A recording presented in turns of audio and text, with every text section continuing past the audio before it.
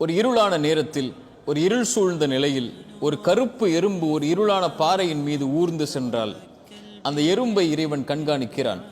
அது நடக்கக்கூடிய சப்தத்தை இறைவன் கேட்கிறான். அது உள்ளத்தில் எண்ணக்கூடிய எண்ணத்தை இறைவன் அறிகிறான்.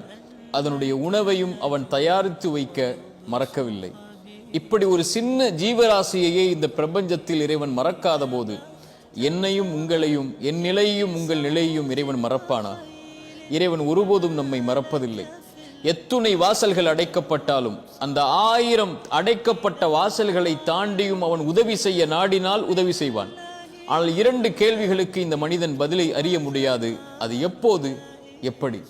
ஆனால் இந்த 2 கேள்விகளின் பதிலையும் இந்த வாழ்க்கையில் அவன் கொடுக்கும் போது அப்போதுதான் அந்த மனிதன் புரிந்து கொள்வான், இறைவன் என்னை ஒருபோதும் மறக்கவில்லை என்று. நபி மூசா சொன்னார், லா யதில்லு ரப்பி வலா யன்சா.